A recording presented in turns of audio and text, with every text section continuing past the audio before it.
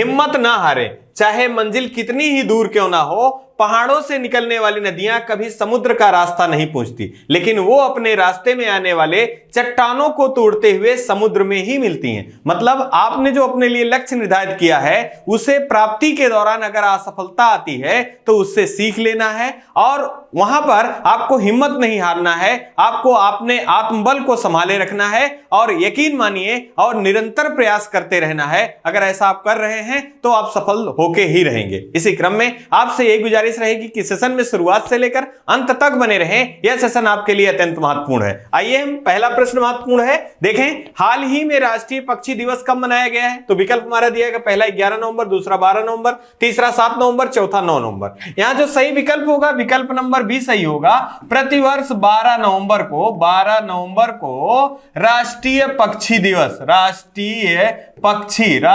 पक्षी दिवस के रूप में मनाया जाता है। अब आपको ध्यान रखना है ये किसकी स्मृति में मनाया जाता है, तो doctor Salim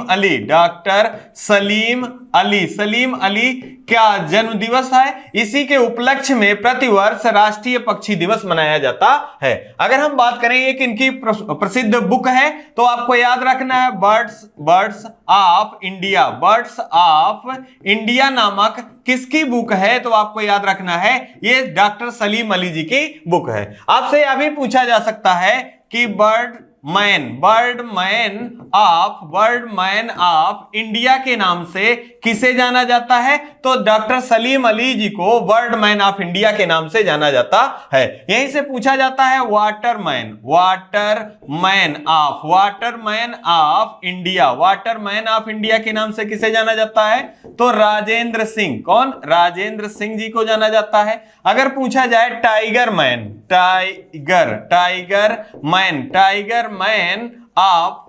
man of India के नाम से किसे जाना जाता है, तो कैलाश सांखला जी को जाना जाता है। अगर हम बात करें मेट्रोमैन ऑफ द इंडिया के नाम से किसे जाना जाता है, तो ई श्रीधरन को मेट्रोमैन ऑफ इंडिया के नाम से जाना जाता है। अगर हम यही कुछ महत्वपूर्ण जानकारी के रूप में और भी देखें तो आप जरूर याद रखें कि बर्डमैन जो ये डॉक्टर सलीम अली जी हैं, इन्होंने अत्यधिक समय के लिए किस पक्षी अभयारण्य में काम किया है, तो आपको याद रखना है केवलादेव पक्षी अभयारण्य जो कि राजस्थान राज्य से संबंधित है। यहां पर इन्होंने अत्यधिक समय तक अपना कार्य किया है, इसको भी ध्यान रखना है। आइए इसी क्रम में हम लोग अगला प्रश्न देख लें। अगला अत्यंत महत्वपूर्ण प्रश्न है, हाल ही में चर्चा में रहा T20 पुरुष वर्ल्ड कप 2022 का विजेता कौन सा देश रहा। देखिए पहला दिया गया भारत, दूसरा इंग्लैंड, तीसरा पाकिस्तान, चौथा जो दिया गया है वो श्रीलंका। यहां जो हमारा सही विकल्प है विकल्प नंबर बी सही होगा। इंग्लैंड जो है ये विजेता के रूप में रहा है और उप विजेता के रूप में कौन रहा है, तो पाकिस्तान जो है दोस्तों ये उप विजेता के रूप में रहा है। अगर बात करें T20 वर्ल्ड कप की शुरुआत कब से हुई है, तो 2007 से प्रारंभ हुआ है और ये कौन सा संस्करण था, 8वां संस्करण था। आयोजन कहां किया गया था, तो ऑस्ट्रेलिया में इसका आयोजन किया गया था। अगर हम बात कर ले यहां एक महत्वपूर्ण जानकारी के रूप में कि इंग्लैंड जो है ये पहली बार T20 पुरुष वर्ल्ड कप जीता है, तो आपका जो आंसर होना चाहिए नहीं, ये दूसरी बार जीता है। पहली बार इंग्लैंड जो है 2010 में इस ट्रॉफी को जीत चुका है। अगर हम बात करें कि 2007 में जब पहली बार या प्रारंभ किया गया तो पहली बार विजेता कौन रहा, तो पहली बार विजेता इस ट्रॉफी का भारत रहा है, आपको याद रखना है। यहां से एक महत्वपूर्ण प्रश्न पूछा जाता है कि किस फाइनल मैच किस स्टेडियम में खेला गया, तो मेलबर्न जो है स्टेडियम, क्रिकेट स्टेडियम जो कि ऑस्ट्रेलिया में स्थित है और ये दुनिया का दूसरा सबसे बड़ा स्टेडियम है। अगर बात करें पहला कौन सा है, तो मोटेरा क्रिकेट स्टेडियम, जिसे नरेंद्र मोदी क्रिकेट स्टेडियम के नाम से जाना जाता है, ये दुनिया का सबसे बड़ा क्रिकेट स्टेडियम के रूप में है। यहां पर आपको ध्यान रखना है कि इंग्लैंड जो है ये 2019 का वनडे वर्ल्ड कप का विजेता भी कौन रहा है? तो इंग्लैंड रहा है। आपको यह भी याद रखना है। साथ ही साथ आपको याद रखना है हाल ही में टी20 एशिया महिला कप का भी आयोजन किया गया था। इसका विजेता कौन सा टीम रहा? वो भारत की टीम रही। और अगर टी20 पुरुष की बात की जाए जिसका आयोजन यूएई में किया गया था, इसका विजेता श्रीलंका रहा है। यह भी याद रखना है। आइए इसी क्रम में हम लोग अगला प्रश्न देख लें। अगला है हाल ही में चर्चा में रहा अंतरराष्ट्रीय व्यापार मेले का आयोजन कहां किया जाएगा? तो देखिए यहां दिया गया पहला लखनऊ, दूसरा गांधीनगर, तीसरा नई दिल्ली, चौथा जैसलमेर। यहां जो हमारा सही विकल्प है, विकल्प नंबर सी सही होगा। नई दिल्ली में अंतरराष्ट्रीय व्यापार मेले का आयोजन किया जाएगा। और कब से किया जाएगा? तो आपको याद रखना है 14 नवंबर से लेकर 17 नवंबर। कहां? 14 नवंबर से 17 नवंबर के बीच में। और कहां किया जाएगा? नई दिल्ली में इसका आयोजन किया जाना है। अगर हम बात करें दिल्ली से, तो आपको याद रखना है 69वां संविधान संशोधन के द्वारा राष्ट्रीय राजधानी के रूप में किसे घोषित किया गया? दिल्ली को घोषित किया गया। अगर हम बात कर ले यही हरियाली योजना की, तो इसका शुरुआत कहां से किया गया? दिल्ली से किया गया। अगर पूछा जाए द्वारका एक्सप्रेस वे का संबंध किस राज्य से है? तो आपको ध्यान देना है दिल्ली और हरियाणा से संबंधित है। और भारत का पहला एलिवेटेड एक्सप्रेसवे कौन सा है? द्वारका एक्सप्रेसवे है, जिसकी लंबाई कितना है? 30 किलोमीटर। अगर हम बात करें दिल्ली के उपराज्यपाल कौन है? तो विनय कुमार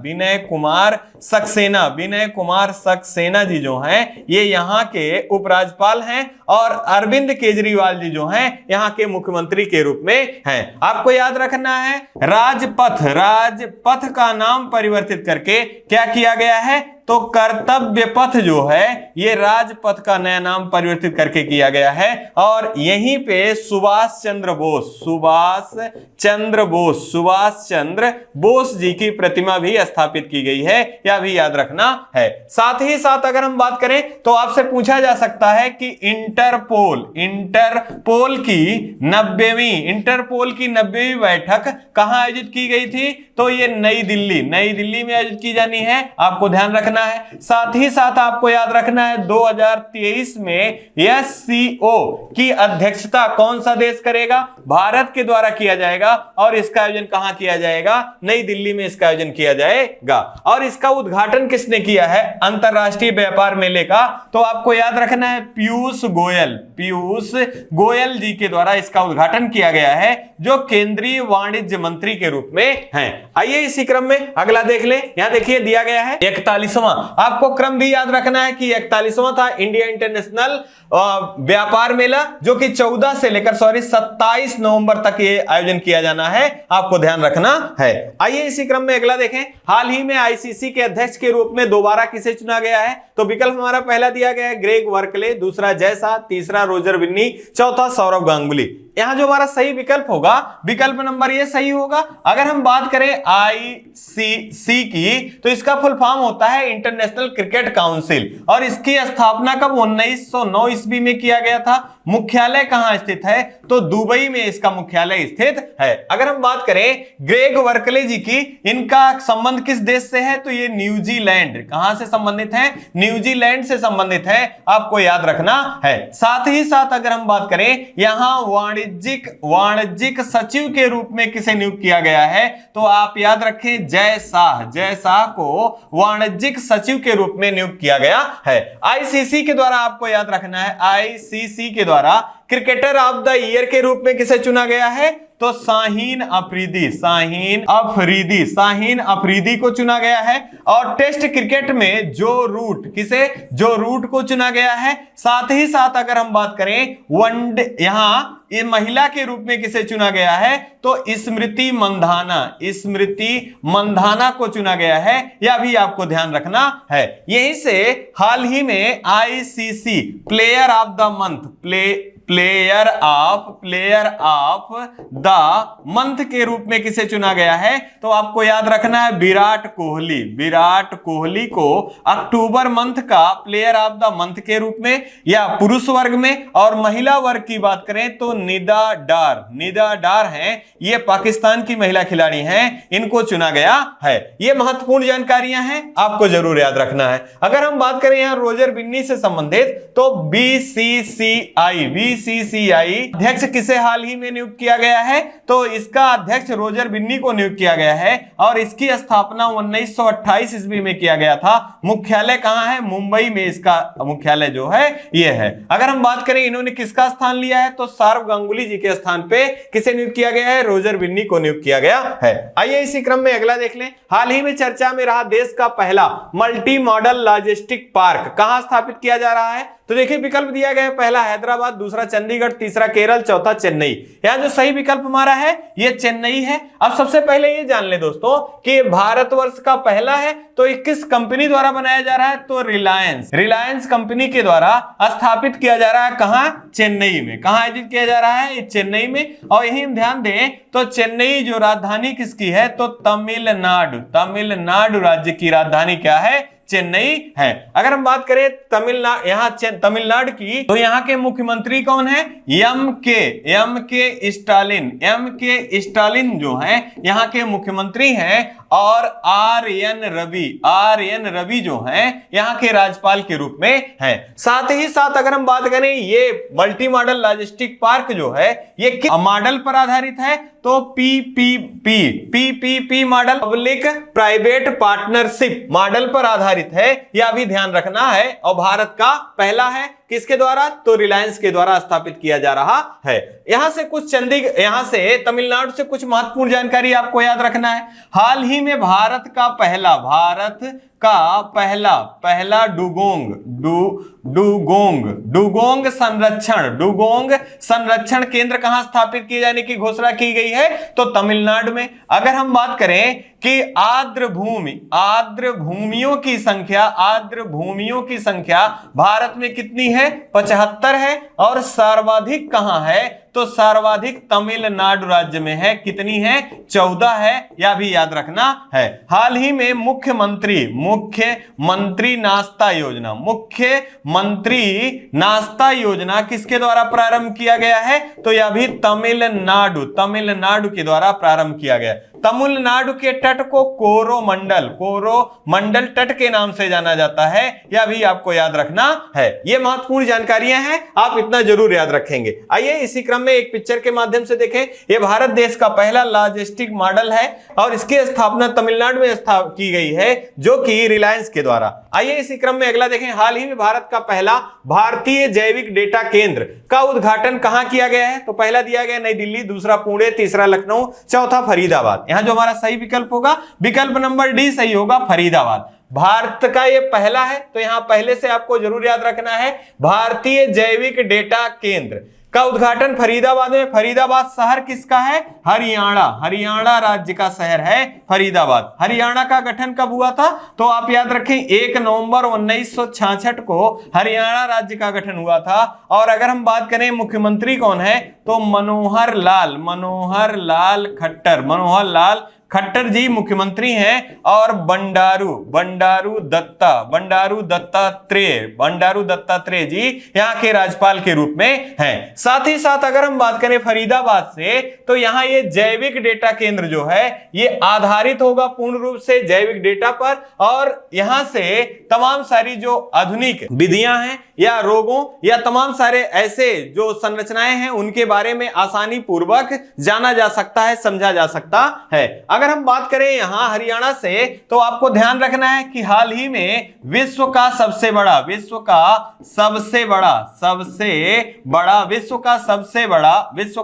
बड़ा सफारी पार्क स्थापित किए जाने की घोषणा की गई है। कहां किया जाएगा? तो हरियाणा में स्थापित किए जाने की घोषणा की गई है। अगर बात करें राखी गढ़ी की, तो हड़प्पा सभ्यता के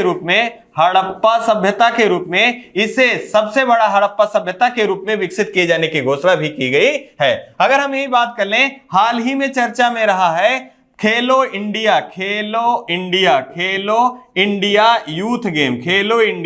यूथ गेम, जो कि चौथा संस्करण था। इसका आयोजन कहां किया गया था? तो पंचकुला हरियाणा। कहां किया गया था? पंचकुला हरियाणा में किया गया था। यहां की कुछ योजनाएं हैं, आपको याद रखना है, जैसे ई अधिगम योजना का संबंध किस राज्य से है? तो ये हरियाणा राज्य से है। अगर हम बात करें यहां, तो महत्वपूर्ण जानकारी के रूप में सूरज कुंड मेले का आयोजन कहां किया गया था, या 35वां सूरज कुंड मेले का आयोजन कहां किया गया था? तो यह भी हरियाणा राज्य में किया गया था। अगर हम बात कर ले यहां लखनऊ की, तो आपको याद रखना है नाइट सफारी पार्क कहां पर बनाए जाने की घोषणा की गई है? तो यह लखनऊ में बनाए जाने की घोषणा की गई है। आइए इसी क्रम में यहां देखिए दिया गया है इंडियन बायोलॉजिकल डाटा सेंटर। यहां देखिए आपको ध्यान रखना है कि केंद्रीय जो प्रौद्योगिकी मंत्री हैं, ये कौन है? तो ये जितेंद्र प्रसाद सिंह जी हैं। आपको ध्यान रखना है, ये महत्वपूर्ण जानकारी है। आइए इसी क्रम में अगला देख लें। हाल ही में चर्चा में रहा ई कुंभ का संबंध किससे है? ई कुंभ का संबंध किससे है? तो पहला दिया गया है मेडिकल की पढ़ाई, दूसरा इंजीनियरिंग की शिक्षा, तीसरा नई शिक्षा का भाग है, और चौथा दिया खगोल विज्ञान की शिक्षा से संबंधित है। यहां जो हमारा सही विकल्प होगा, विकल्प नंबर बी सही होगा। ई कुंभ का संबंध जो है इंजीनियरिंग के क्षेत्र में नॉलेज या बुक या किताब जो है, इनका प्रकाशन मातृभाषा में किया जाना जो है, ये किसके द्वारा प्रारंभ किया गया है? तो ई कुंभ के द्वारा प्रारंभ किया गया है। और इसका उद्घाटन किसने किया है? तो राष्ट्रपति महोदय द्वारा इसका उद्घाटन किया गया है। अब आपको ध्यान रखना है, इसमें इंजीनियरिंग से संबंधित जानकारियां या नॉलेज जो है वो उनकी मातृभाषा में दिए जाने की घोषणा की गई है, और इसका उद्घाटन राष्ट्रपति महोदय द्वारा किया गया है। अगर हम बात करें कितनी भाषाओं में,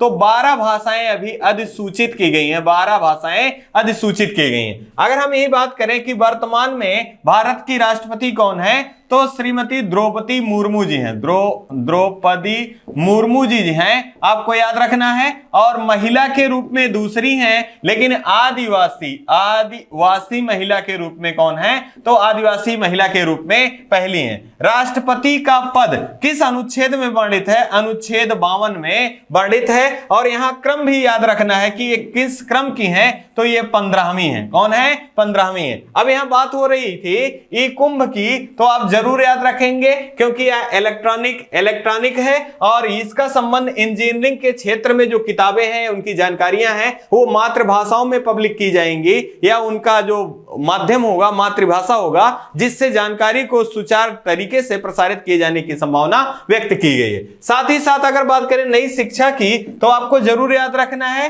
पहली बार 2020 में शिक्षा नीति में सुधार किया गया है या संशोधन किया गया है, और किस कमेटी की या किस आयोग की सिफारिश पर? तो कस्तूरी रंगन आयोग की सिफारिश पर। अगर हम बात करें भारत में शिक्षा नीति कब लागू हुई थी, तो 1986 ईस्वी में पहली शिक्षा नीति लागू हुई थी। और प्राइमरी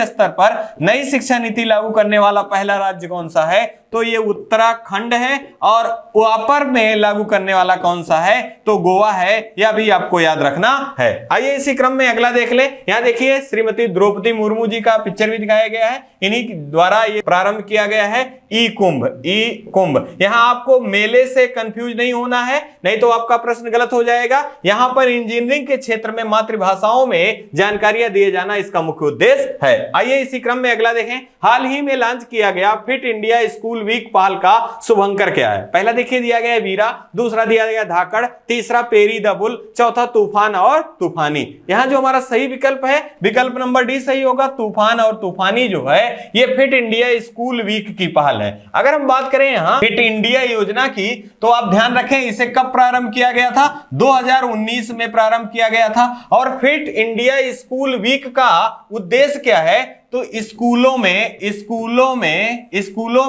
स्वास्थ्य संबंधी जानकारियां प्रेषित करना इसका मुख्य उद्देश्य है। जिसके लॉन्चिंग में इसका जो शुभंकर लॉन्च किया गया, किसके द्वारा लॉन्च किया गया है? तो पीवी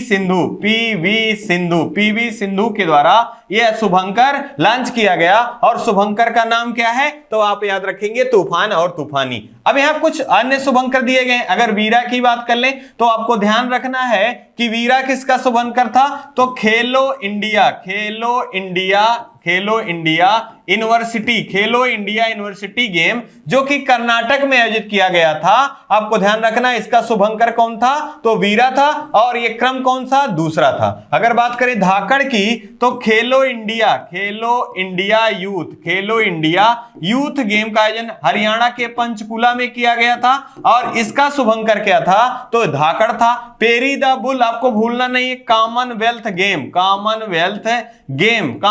गेम इसका आयोजन कहां किया गया था? वर्मिंघम में किया गया था, जो कि कहां से संबंधित है? इंग्लैंड से संबंधित है, आपको याद रखना है। और शुभंकर क्या था? Peri the bull. और ध्येय वाक्य था गेम फॉर ऑल। ये महत्वपूर्ण जानकारियां हैं, आप जरूर याद रखेंगे। इसी क्रम में देखिए यहां दिया गया फिट इंडिया स्कूल वीक 2022 15 नवंबर से लेकर 15 दिसंबर तक चलने वाला है। और स्कूलों में इसकी जानकारी स्वास्थ्य के प्रति दी जानी है। आइए इसी क्रम में अगला देख लें। हाल ही में चर्चा में रहा कबड्डी विश्व कप 2025 का आयोजन कहां पर किया जाएगा? तो दिया गया है पहला भारत, दूसरा वेस्ट मिडलैंड, तीसरा पेरिस, चौथा यूएसए। यहां जो हमारा सही विकल्प होगा विकल्प नंबर भी सही होगा, वेस्ट मिडलैंड। ये कहां का शहर है? तो ये इंग्लैंड का शहर है, आपको जरूर याद रखना है। कबड्डी विश्व कप 2025 का आयोजन कहां किया जाएगा? तो ये वेस्ट मिडलैंड में प्रारंभ किया जाएगा। अभी तक ये 10वां संस्करण है। और इसमें टीमें कितने खेलेंगी? 16 टीमें भाग लेंगी। और अभी तक का जो 10 कबड्डी संस्करण हुए हैं इसमें से 9 कबड्डी का जो विजेता रहा है ये भारत रहा है। क्या रहा है? भारत रहा है। इसी कारण यह अत्यंत महत्वपूर्ण है। और यहां से एक प्रश्न और भी याद रखेंगे कि एशिया के बाहर पहली बार मिड वेस्टलैंड में यह प्रतियोगिता होने जा रही है। और कब होगी? तो 2025 में होगी। इसी कारण यह चर्चा में भी है, आपको जरूर याद रखना है। अगर हम बात करें यहां भारत के संबंधित तो आपको याद रखना 13वां पुरुष विश्व कप क्रिकेट विश्व कप जो कि 2023 में आयोजित किया जाएगा। यह कहां किया जाएगा? भारत में। और आपको याद रखना है हॉकी विश्व कप का आयोजन कहां किया जाएगा? तो 2023 में इसका भी आयोजन भारत में किया जाना है। अगर हम बात कर लें यहां हाल ही में पेरिस में तो आपको ध्यान रखना है 33वां ग्रीष्मकालीन ओलंपिक का आयोजन कहां किया जाएगा? तो 33वां ग्रीष्मकालीन ओलंपिक का आयोजन जो है ये पेरिस में किया जाएगा, जो कि फ्रांस की राजधानी है। और 34वां जो है यह यूएसए में किया जाएगा, यूएसए के लॉस एंजल्स में। 35वां की बात की जाए तो ये ऑस्ट्रेलिया में किया जाना है। इसी क्रम में आपको याद रखना है कि फीफा विश्व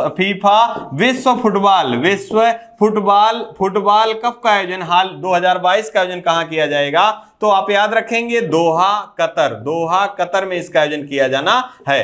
अगला प्रश्न के रूप में अगर हम देखें तो आप जरूर यहां याद रखेंगे हाल ही में अंडर 17 महिला फुटबॉल विश्व कप का आयोजन कहां किया गया था? तो ये भारत में किया गया था। विजेता कौन रहा है? स्पेन रहा है। उप विजेता कौन रहा है? तो आप याद रखेंगे कोलंबिया जो है उप विजेता के रूप में रहा है और ये भारत के कितने शहरों में, 3 शहरों में हुआ है। कहां? उड़ीसा में हुआ है, साथ ही साथ गोवा में हुआ है और मुंबई में इसका आयोजन किया गया था। यह भी आप याद रखेंगे ये। और इसका शुभंकर क्या था? तो ईभा जो है इसका शुभंकर था, यह भी याद रखना है। आइए इसी क्रम में इस सेशन के लास्ट प्रश्न को देखें। हाल ही में भारत के किस राज्य में आमूर फाल्कन फेस्टिवल का आयोजन किया जाएगा? यहां देखिए पहला दिया गया मणिपुर, दूसरा असम, तीसरा तमिलनाडु, चौथा उड़ीसा। यहां जो हमारा सही विकल्प है, विकल्प नंबर ये सही होगा। मणिपुर में Amur falcon festival, Amur falcon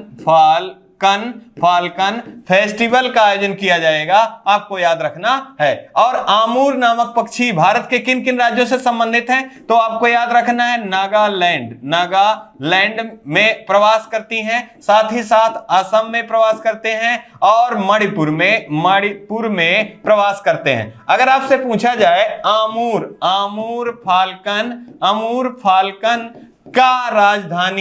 falcon का राजधानी के नाम से किसे जाना जाता है? तो आमूर फाल्कन की राजधानी के रूप में नागालैंड को जाना जाता है। और आपको ध्यान रखना है कि नागालैंड में एक महत्वपूर्ण पक्षी फेस्टिवल होता है जिसे हार्नबिल महोत्सव के नाम से जाना जाता है। यह भी परीक्षा में पूछा गया है। अगर हम बात कर लें यहां असम से, तो आपको याद रखना है एक सींग वाला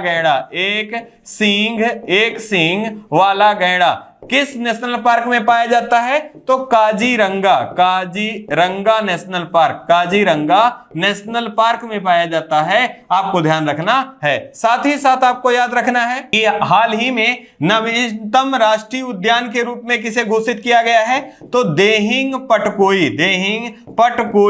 पटकोई राष्ट्रीय उद्यान जो है यह भारत का नवीनतम राष्ट्रीय उद्यान है, जो कि कहां से संबंधित है? असम राज्य से संबंधित है। अगर बात करें तमिलनाडु की, तो T×2 पुरस्कार से किसे सम्मानित किया गया है? तो सत्यमंगलम टाइगर रिजर्व को सम्मानित किया गया है। अगर बात करें उड़ीसा की, तो आपको याद रखना है चिल्का झील। क्या याद रखना है मित्रों? चिल्का झील के बारे में। और चिल्का झील के मध्य में ही स्थित है नलवाना पक्षी अभयारण्य कहां पर स्थित है या किस प्रदेश से संबंधित है? तो ये चिल्का झील के मध्य में वो स्थित है, जो कि उड़ीसा राज्य से संबंधित है। आपको ध्यान रखना है, हाल ही में हम लोगों ने पढ़ा था हार्नबिल महोत्सव के बारे में। तो ये कहां आयोजित किया जाता है? तो ये नागालैंड में आयोजित किया जाता है। यह अत्यंत महत्वपूर्ण प्रश्न है। साथ ही साथ आपको याद रखना है व्हीटली अवार्ड 2022 किसे दिया गया है? तो व्हीटली अवार्ड 2022 जो है ये चारुतास मिश्रा को दिया गया है। किसके संरक्षण के लिए? आमूर फाल्कन के संरक्षण के लिए दिया गया है। यह भी आपको ध्यान रखना है। ये महत्वपूर्ण प्रश्नों की सीरीज यहीं पे समाप्त हो रही है और आपसे यही गुजारिश रहेगी कि आप अपने कमेंट के माध्यम से सजेशन जरूर देंगे। साथ ही साथ चैनल को लाइक करना, शेयर करना और सब्सक्राइब करना ना भूलें। जय हिंद, जय भारत।